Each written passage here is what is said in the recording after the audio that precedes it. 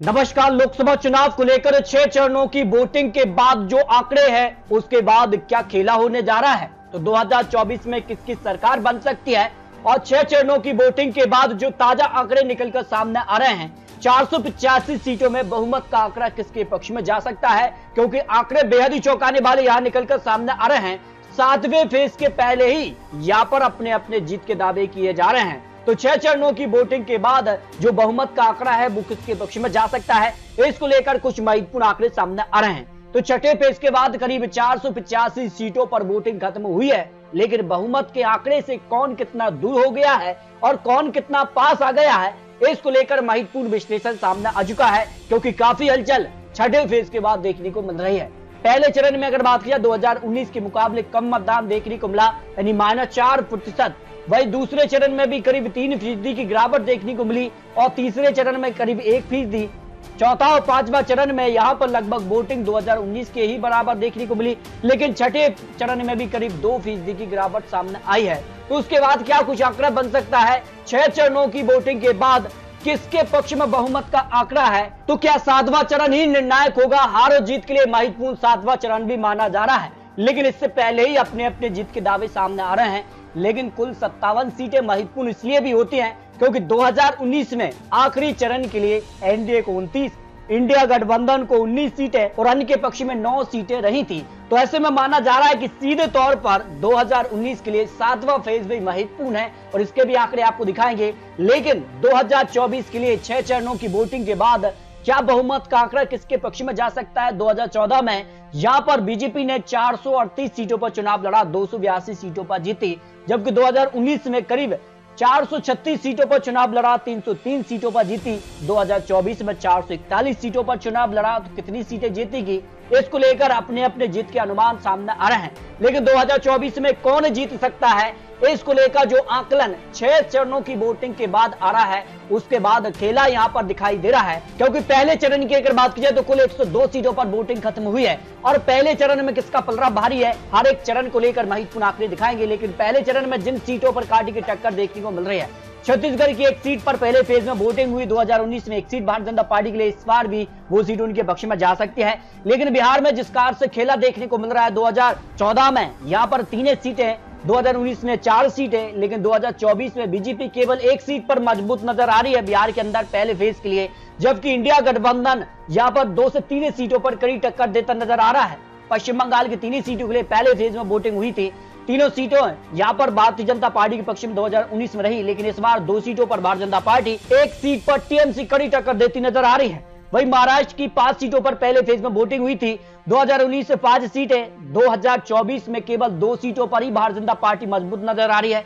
बाकी 2 से 3 सीटों पर यहाँ पर महागठबंधन यानी इंडिया गठबंधन का पलड़ा भारी नजर आया है। भाई पहले फेज की अगर बात की जाए उत्तराखंड की 5 सीटों में 5 सीटों पर भारतीय जनता पार्टी का पलड़ा भारी रहा है।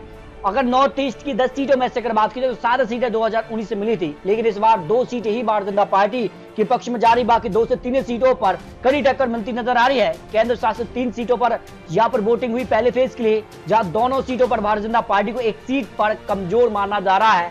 भाई असम की 5 सीटों में से 4 सीट पर 2019 में जीत, लेकिन 2024 में भी 4 सीटों पर भारतीय जनता पार्टी का पलड़ा भारी रहा है। तो 2019 में पहले फेज की 102 लोकसभा सीटों में भारतीय जनता पार्टी को 45 सीटें 2014 में, 2019 में 40 सीटें यानी कम सीटें 2019 में हुई हैं। लेकिन इस बार इंडिया गठबंधन बना है, उसके बाद कितनी सीटें कम हो रहे हैं, इसके आंकड़े भी आपको दिखाने जा रहे हैं। इसके अलावा कांग्रेस को 7 सीटें 2014 में, 2019 सीटें बढ़ी हैं, 15 सीटें हुई, 2024 में कितनी सीटें होंगी उसके आंकड़े आपको दिखाने जा रहे हैं। तो काफी हलचल देखने को मिली, जबकि अन्य की 50 सीटें 2014 में, 2019 में 47 सीटें, यानी यहां पर त्रिकोणीय टक्कर रही थी। लेकिन इस बार अन्य से जो है इंडिया गठबंधन में कई दल शामिल हुए हैं, उसके बाद काफी खलबली दिखाई दे रही है।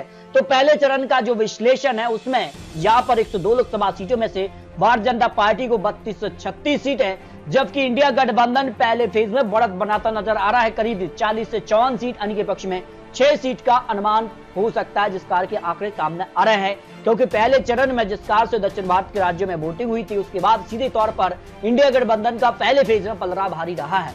वही दूसरे फेज में अगर बात की जाए तो करीब 88 सीटों पर वोटिंग खत्म हुई है और यहां पर बात की जाए तो दूसरे फेज में या 45 से 55 सीट पर भारतीय जनता पार्टी और यहाँ पर बात किया जाए तो कांग्रेस गठबंधन के लिए करीब 40 से 50 सीट और अन्य के पक्ष में 4 से 5 सीट का अनुमान सामने आ रहा है।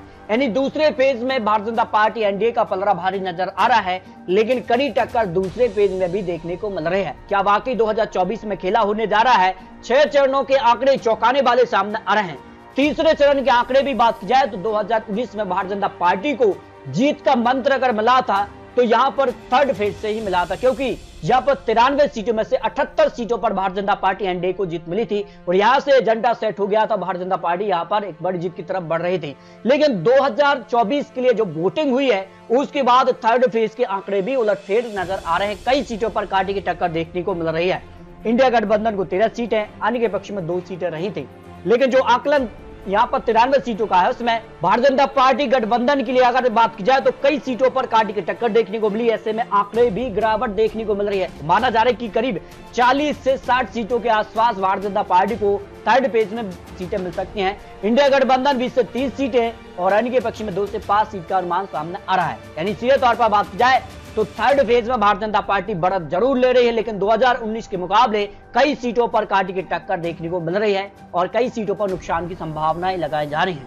भाई अगर बात की जाए चौथे फेज की 96 सीटों पर भी काफी हलचल यहाँ पर देखने को मिली है और 2019 के मुकाबले यहाँ पर भी कम वोटिंग देखने को मिली। उसके बाद देखिए आप 96 सीटों के आंकड़ों में वाईएसआर कांग्रेस पार्टी प्लस अन्य को मिलाकर करीब 20 से 22 सीटें उनके पक्ष में जा सकती हैं और इंडिया गठबंधन को 32 से 42 सीटें, भारतीय जनता पार्टी को 40 से 45 सीटें मिल सकती हैं। यानी सीधे तौर पर यहां त्रिकोणीय टक्कर दिखाई दे रही है, लेकिन माना जा रहा है कि टीएमसी का समर्थन इंडिया गठबंधन को ही रहेगा। ऐसे में यहां पर बात की जाए तो चौथे फेज में फिर इंडिया गठबंधन का पलड़ा भारी हो सकता है, जो आंकड़े यहां पर निकलकर सामने आ रहे हैं। इसके अलावा 5वें चरण के लिए भी आंकड़े चौंकाने वाले रहे। 5वें चरण के लिए अगर बात की जाए तो 49 सीटों पर वोटिंग हुई और 49 सीटों के आंकड़ों में यहाँ पर भारतीय जनता पार्टी को 25 से 35 सीट है, इंडिया गठबंधन को 15 से 25 और अन्य के पक्ष में 5 से 7 सीट का अनुमान सामने आया है। और उस हिसाब से अगर बात की जाए तो सीधे तौर पर यहाँ पर 5वें फेज में भी कांटे की टक्कर देखने को मिली है। लोकसभा चुनाव के लिए यहाँ पर बात की जाए तो हर एक फेज में काफी हलचल देखने को मिली है। इसके अलावा छठे फेज की भी बात की जाए तो छठे फेज में भी काफी हलचल देखने को मिली है। बिहार में यहाँ पर कांटे की टक्कर देखने को मिली है। छठे फेज में बिहार की 8 लोकसभा सीट, हरियाणा की 10, झारखंड की 4, उत्तर प्रदेश की 14, दिल्ली की 7 और उड़ीसा की 6, पश्चिम बंगाल की 8 लोकसभा सीटों पर वोटिंग हुई है। यहाँ दिल्ली, उत्तर प्रदेश से लेकर पश्चिम बंगाल में काफी हलचल रही तो बिहार की 8 लोकसभा सीट भी निर्णायक रही हैं। और ऐसे में किसका जीत का परचम लहराएगा ये छठा फेज और 7वां फेज तय करेगा। लेकिन छठे फेज के लिए दिल्ली की 7 सीटों में से या एनडीए को करीब 4 सीटें, इंडिया गठबंधन को 3 सीटों पर पलड़ा भारी नजर आया है। जो आंकड़े यहाँ पर बन सकते हैं, जिस कार की हलचल रही है। अरविंद केजरीवाल ने जिस कार के चुनावी प्रचार किए हैं, क्या दिल्ली की जनता उनके साथ होगी? यहाँ पर भारतीय जनता पार्टी 2014-2019 में सभी 7 सीटों पर जीतती आ रही है, तो क्या वो रिकॉर्ड बरकरार रख पाएगी? लेकिन भारतीय जनता पार्टी ने अपने 7 में से 6 उम्मीदवारों के टिकट भी काटे हैं, तो उसके बाद काफी हलचल यहाँ पर देखने को मिली है। बिहार में भी काफी हलचल देखने को मिली है। बिहार की कई सीटों पर भारतीय जनता पार्टी और यहाँ पर बात की जाए जेडीयू और यहाँ पर आरजेडी के बीच जो गठबंधन था, तो बिहार में भी काफी हलचल देखने को मिली है। छठे फेज के बाद 7वां फेज भी निर्णायक माना जा रहा है और चुनाव अंतिम दौर पर है, लेकिन बिहार को लेकर हर एक फेज में कांटे की टक्कर देखने को मिली है। तो बिहार में भारतीय जनता पार्टी जेडीयू का गठबंधन रहा, आरजेडी कांग्रेस का गठबंधन रहा, लेकिन तेजस्वी यादव जिस कार से यहाँ पर नए तेज में दिखे हैं, उसके बाद बिहार में काफी हलचल देखने को मिली है। तो बिहार को लेकर जो आंकलन है, 8 सीटों में से 4 सीट एनडीए और 4 सीट पर इंडिया गठबंधन के बीच सीधी कड़ी टक्कर देखने को मिल रही है। इसके अलावा उत्तर प्रदेश के लिए यहाँ पर छठे फेज में 14 लोकसभा सीटों पर वोटिंग हुई है, कई सीटों पर कांटे की टक्कर देखने को मिली है। उसके बाद यहाँ का जो आंकलन उसमें 8 सीट एनडीए, 4 सीट पर इंडिया गठबंधन का पलड़ा भारी नजर आया है। हरियाणा को लेकर बात की जाए तो हरियाणा में भी काफी हलचल देखने को मिली है। यहाँ पर किसान आंदोलन का कितना असर हरियाणा की लोकसभा सीटों पर देखने को मिलेगा, क्योंकि काफी हलचल हरियाणा में भी देखने को मिली है। भारतीय जनता पार्टी ने हाल ही में अपने मुख्यमंत्री को भी बदला है।